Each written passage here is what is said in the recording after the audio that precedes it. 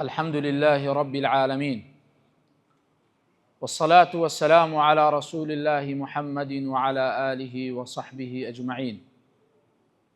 أوصيكم أيها الناس ونفسي أولا بتقوى الله، كما قال تعالى: يا أيها الذين آمنوا اتقوا الله حق تقاته ولا تموتن إلا وأنتم مسلمون.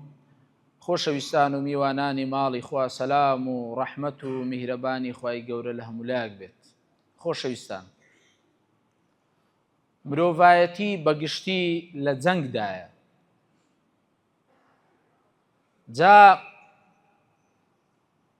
ئەو جەنگە هەندێک کەس بە دروستی مامەڵەی لەگەر دەکا و بە دروستی جەنگەکە دەکا، ئیواش هەیە بە نادروستی و بە هەڵەیی ئەو جەنگە دەکا. ئێمەش بەشێکین لەو جەنگە، ئێمەش بەردەوام لەو جەنگەداین. ئەویش بریتیە لە جەنگی داهاتوو. هەر هەمومان بەردەوام فکر لەوەی دەکەینەوە، شەڕی ئەوەی دەکەین، سیراع و ململانەی ئەوە دەکەین کەوا داهاتوومان باشتر بکەین، داهاتوومان بەرەو پێش ببەین. ئەوەی خراپە دەیەوێت لەو خراپی ڕزگاری بی، ئەوەی باشە دەیەوێت خۆی باشتر بکە، ژیانی خۆی خۆشتر بکە، سیارەکەی چاکتر بکە، خانیەکەی چاکتر بکە. هەر هەمووی بیر لە داهاتوو دەکاتەوە، داهاتووی چاکتر و باشتر بی. جا ئیوا هەیە جەنگی داهاتووەکی دروست دەکا. ئەو داهاتووەی کە لە بۆی دەجەنگی ململانەی لەگەر دەکا، زیاتر دەیەوێ قیامەت و ئاخیرەتی خۆی ئاوەدان بکاتەوە. ئیواش هەیە جەنگەکەی زۆر سادە و بەسیت و منداڵکارانەیە. هەموو هەدەفەکەی ئەوەیە، لە بۆ نمونە گەنجێک دەیەوێ مۆبایل ئایفۆن 17 لەلابی، دەیەوێ سیارەیەکی گرانبەهای لە بنبی، خانیەکی هەبی، خانیەکەی باشتر و ڤێلایەکەی گەورەتر و پارەکانی زۆرتر بکە. ئەو هەدەفانەیە، هەدەفێکی بچووک ئەوە بوو، ئەوە سیارەکە بوو، ئەوە پارەکە بوو، ئەوە هەموو ئەو شتانەی کە لە خەیاڵتدایە لۆ دنیا بوو. پاشانچ دوێ بەڕاستی ئێمەی موسڵمان پێویستە ئەو جەنگەی کە دەیکەین، ئەو ململانەیەی کە دەیکەین لە بۆ داهاتوومان، لە بۆ هەدەفێک و لە بۆ ئامانجێکی گەورە بی، ئامانجێکی گرنگ بی.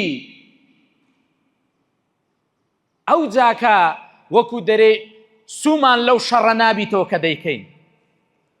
جا خۆشەویستان، بەهۆی دووریمان لە قورئان و زۆری تێکەڵبوونمان بە دنیا، وەی کردیە ئەو پێوەرانەشمان لەلا تێک بچی، وەی کردێکەوە ئەو شەڕەش بە نادروستی بکەین.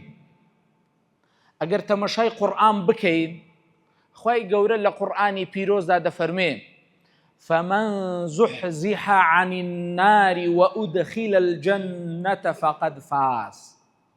کەینە تو ئەو جەنگەت بردیتەوە، جەنگی داهاتوو، ئەو کاتەی بردیتەوە کە لە ئاگری دۆزەخ ڕزگارت بوو، چییە بەهەشت.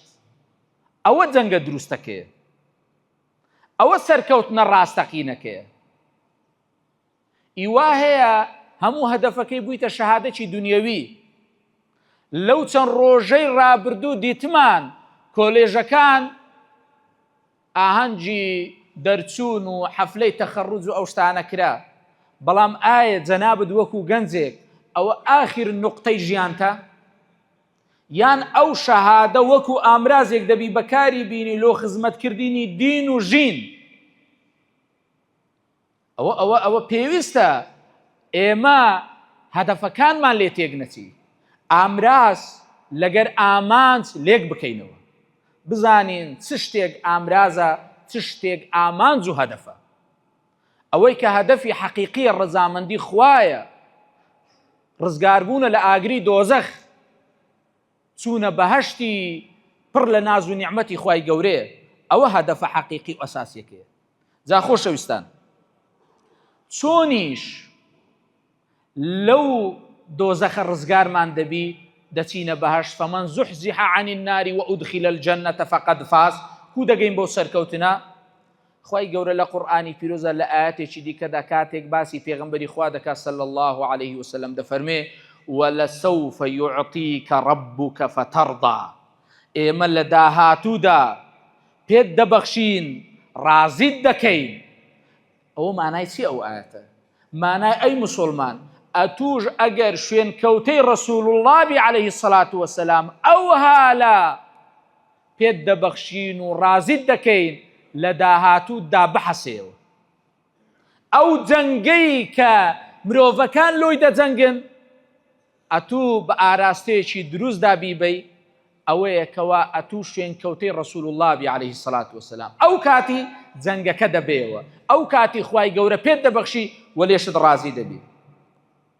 خۆشەویستان، زۆر جاران ئێمە کاتێک هەواڵێک دەبیستین شتێک ڕوودەدا، ئەوجە خەڵک دەترسێ، مارکێتەکان پڕ دەبی، خەرگیەڵە ئەرزاقی خەزنکە، مەواد غیزایی، یعنی هەموو غەمی چی؟ ئەها داهاتوو. بەڵام داهاتووی نزیک، داهاتووی تافیه، گچکە شتێکی بەسیتە، بەس لە ئەوی برسی نەبی، لە ئەوی لە برسان نەمری، مارکێتەکان بەبەر ناکەوی. یعنی بزانە کەچی خەم لەو ڕۆژە ناخۆی، خەمی ئەو ڕۆژەت نییە، خەم لە بۆ برنج و لە بۆ ئارد و لە بۆ خەی دەخۆین. بەڵام خەم لەوەی ناخۆین کە خوای گەورە لە قورئانی پیرۆزدا دەفەرمێ يوم يفر المرء من أخيه وأمه وأبيه وصاحبته وبنيه لكل امرئ منهم يومئذ شأن يغنيه. لو ڕۆژەیدا هەر هەمووی لەبەر یەک هەردێ، برا لەبەر برای هەردێ، کە ئەو ڕۆکە برا لە جێی برای خۆی بە کوشتن دەدا، ئامادەیە دوژمنداری بکە.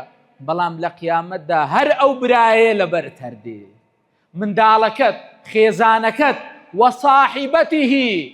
صاحیبە مەبەستی پێ هاوسەرە، هاوسەران لۆ نەیفەرمۆ وەزەوجەتیه، دەفەرمێ وەصاحیبەتیه.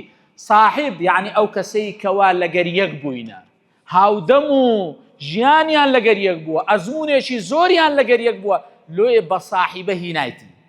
یعنی ئەو هاوسەرانەی کەوا ژیانێکی زۆریان لەگەر یەکتری کردیە، هەوراز و نشێویان لەگەر یەکتری هەبووە، منداڵیان لە بینی هەبووە، ئەو جاکە ئەو نوعە هاوسەرش لە قیامەت لەبەر یەک کردێت. یعنی ئەها خوای گەورە لە قورئانی پیرۆزدا کاتێک باسی ڕۆژی دوایی دەکا، یەک لە ناوەکانی یەوم التەغابن، یەوم التەغابن یعنی ڕۆژی زەرەرمەندبوون. مرۆڤەکان لەبەر ئەوەی لە دنیادا جەنجی داهاتوەکی گچکەیان کردیە، خەمی داهاتوەکی گچکەیان بووە، لەو ڕۆژەدا زەرەرمەند دەبن. تەغابن یعنی ڕۆژی زەرەرمەندبوون، ئەو ڕۆژەی کەوا مرۆڤەکان تێیدا هەندێکیان زەرەرمەند دەبن. ناوێکی تری ڕۆژی دوایی ئەها خوای گەورە دەفەرمێ هەل ئەتاکە حەدیث الغاشیە. غاشیە یعنی چ؟ یعنی ئەو ڕۆژەی کەوا دڵ و دەروونەکان ترس و دڵە ڕاوچێ باڵی بەسەردا دەکێشی. هەندە ئەو دڵەکان هەمووی دەترسێ، نازانی مەسیری بەرەو چێن دەردەچی، نازانی ئایا بەرەو دۆزەخەیان بەرەو بەهەشت، لۆیە ترس و دڵە ڕاوچەیەکی زۆری هەیە. غاشیە ترس بەسەریاندا دەبارێنی و هەروەها دەورەیان دەدا، ئەوە غاشیە. جا ئێمە خەم لە برنج و خێی دەخۆی، بەڵام خەم لەو داهاتوە گرنگەی ناخۆی. ئایا ئەوە نەقز نییە؟ تێکچوونی پێوەرەکان نییە؟ تێکچوونی ئەولەویات نییە؟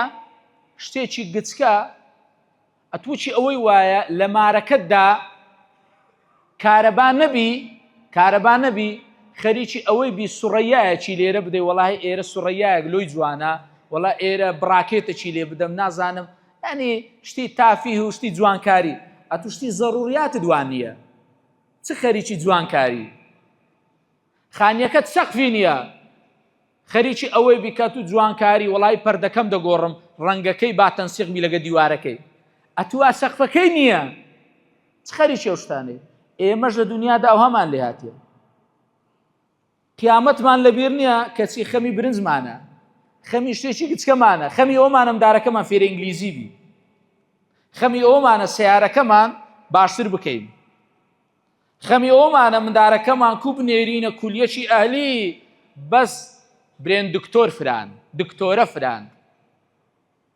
لۆیە بەڕاستی خۆشەویستان ئێمە زۆر گرینگە بزانین کە جەنگ دەکەین لۆ داهاتوو جەنگێکی کو دەکەین لە بۆ چ دەکەین لە پێناوی چی دەکەین خۆشەویستان کاتێک تەمەشای ژیانی ئەسحاب دەکەین ئەو پێوەرە ئەو ئاراستەی جەنگی داهاتووە زۆر بە جوانی ممارەسەیان کردیە ئیمامی عومەر ڕۆژێکیان لەگە ئەسحاب لە شوێنێک دانیشت بوو ئیمامی عومەر فەرمووی تەمەنە و ئومێد بکەن چ ئومێد و ئاواتەکتان هەیە لۆ داهاتوو سەحابە هەبوو فەرمووی وەڵڵی خۆزگا بە پڕایی ئەو غورفەی ئەسپم دەبوو لە بۆ جەنگ و جیهاد و خزمەتکردنی ئیسلام ئیوا هەبوو دەیگۆت خۆزگا بەقەدەر پڕایی ئەو غورفەی زێڕم دەبوو لۆ ئەوەی بیبەخشم لە پێناوی ئیسلام ئیمامی عومەر فەرمووی ئەها ئەو ئومێد و ئاواتانە چەند گەورەنە هەمووی لە بۆ ئیسلام لە بۆ قیامەتە لە بۆ خوایە بەشی نەفسی تێدا نییە ئیمامی عومەر فەرمووی خۆزگا بە پڕایی ئەو شوێنە پیاوم دەبوو وەکو پیاوانێک وەکو ئەبوو عوبەیدەی کوڕی جەڕاح ئەبوو عوبەیدە ئەمینی ئەو ئومەتە بوو پێغەمبەری خوا نازناوی ئەمین الئومەی لێ نابوو یعنی خیانەتی نەکردیە لە خوا و لە پێغەمبەری خوا خۆزگا پیاوانێکم دەبوو بە پڕایی ئەو شوێنە وەکو ئەبوو عوبەیدەی کوڕی جەڕاح لۆ ئەوەی خزمەتی ئیسلام و مسلمانانی پێ بکەم ئەوە ئومێد و ئاواتی ئەسحاب بووە لۆیە کاتێک لە سەردەمی ئیمامی عومەر ئەبوو عوبەیدەی کوڕی جەڕاح والی شام بوو شام دەزانی چێندەرە سووریای ئێستا لوبنانی ئێستا ئوردنی ئێستا فەلەستینی ئێستا چار وڵات بەشێکی تورکیاش لای ئەنتاکیا و ئەو لای هەموو ئەو پێی دەگۆترا شام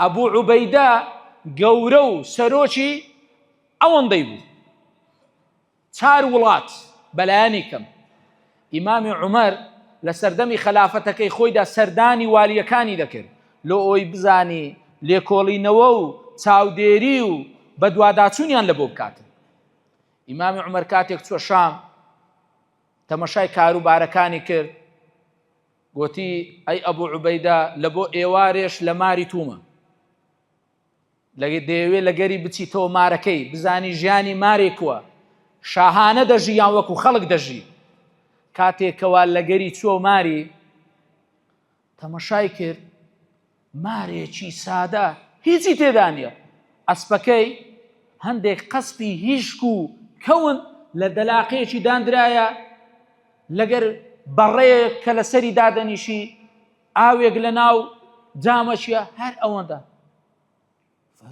یعنی سەری سوورما ئیمامی فەرمووی ئەی ئەبوو عوبەیدە ئەوە چیەوە لۆ داوا ناکەی لۆ ئەوەی لە بۆت بنێرم ئەخە ئەو ژیانە یەکجارەوها داوام لێ بکە ئەمن خەلیفەمە لۆ ئەوەی ژیانت باشتر کەم پێویستیتە ئەبوو عوبەیدە فەرمووی ئین هذا سەیوبەلیغنا المەقیل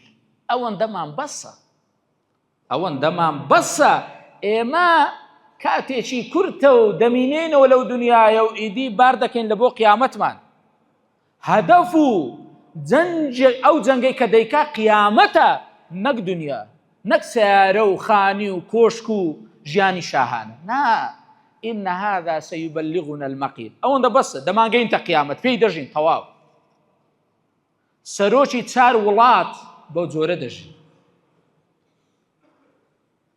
ژیانێکی سادە بەسیت ئەوە چییە؟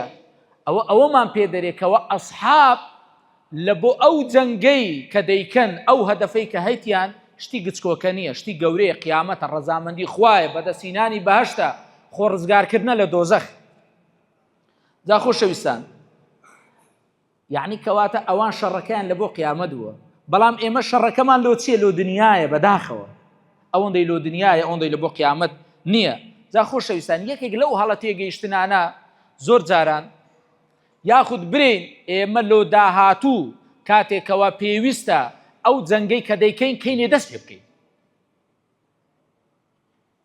دەبی ئێستا دەستی پێ بکەیت لە ئێستا ڕادەبی ئەتوو هەوڵ لە بۆ ئەو داهاتووت بدەیت کە ڕەزامەندی خوایە کە بەدەستهێنانی بەهەشتە چونکە پێغەمبەری خوا عەلەیهی السەڵات وەسەلام دەفەرمێ بادروا بالأعمال پەلە بکەن لە کاری باش لە کاری چاک ئیوا هێدەرێت دەی قەیناکە جارێک گەنجم پاش ماوەچی دیکە ئەوجە تەوبەی دەکەیت وچی برایەکانی پێغەمبەری یوسف فەرمیان اقتلوا يوسف أو اطرحوه أرضا يخل لكم وجه أبيكم وتكونوا من بعده قوما صالحين برون يوسفي تليبكن اقتلوا يوسفي بكجن أو اطرحوه أرضا يان دوري بيخنوا لو زاوية دور زارش كتاي بباب ما نكوي يخل لكم وجه أبيكم أو نازي باب ما تايبت دبي لبوم يعني باب ما لمودا بز نازي مهر دقري وتكونوا من بعده قوما صالحين پاشانی ژەمە دەبینە پیاوی چاک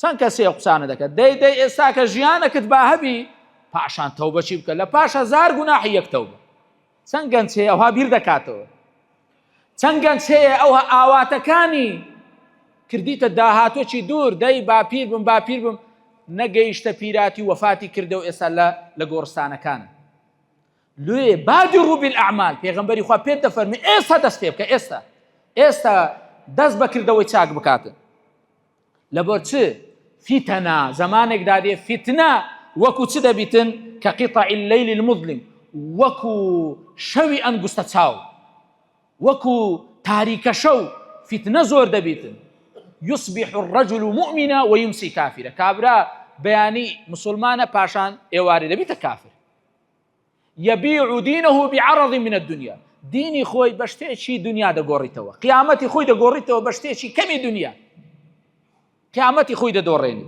جا لێیە بەڕاستی ئەو حەدیسەش صحیحە ئیمام مسلم ڕیوایەتی کردیە جا خۆشەویستان زۆر گرینگە ئێمە ئەو جەنگەی کە دەیکەین ئێستا دەستی پێ بکەین و جەنگێک بی مانادار بی لە بۆ شتێک بی کە فعلاً سبەینێ ئێمە بحەسێنەوە وەکو دەرێ لە گەنجێتیتدا لۆی ماندی بە لۆ ئەوەی لە پیریدا لۆت ببیتە نور لە ناو قەبر و لە قیامەتدا لۆت ببیتە نور ئێمە پێویستمان بەو نەوعە جەنگەیە ئێمە ئەو ماندیبوونەی کە ئێستا دەیکەین لۆ ڕەزامەندی خوای گەورە لە بۆ ئەوەی کەوا بگەینە بەهەشت و ڕزگار بین لە دۆزەخ ئەوەیە کەوا ئەو ماندیبوونە دەبیتە مایەی حەسانەوە و بەختەوەری و وەکو دەرێ ئیسراحاتکردنمان لە قیامەتدا لە کۆتایی داوا دەکەین رب العالمین یا ربی خوا لە گوناهەکانمان خۆش بیت قەڵەمی عەفو بنێ بە تاوانەکانمان هیدایەتی گەنجەکانمان بدەیت پیرەکانمان عاقبەت خێر بکەیت شیفای نەخۆشەکانمان بدەیت ئەو نەخۆشانەی داوا دوعان کرێ یا ربی خوا شفای عاجلیان بدەیت یا ربی خوا شفای عاجلیان بدەیت یا ربی خوا ئەو کوڕکسانی قسمەتیان هەرنەستاوە یا ربی خوا زەواجیان بە قسمەت بکەیت لە بۆیان ئاسان بکەیت خاک و وڵاتمان پڕ بکەیت لە ئیمان و ئەمان و ئیحسان آمين والحمد لله رب العالمين ربنا آتنا في الدنيا حسنة وفي الآخرة حسنة وقنا عذاب النار آمين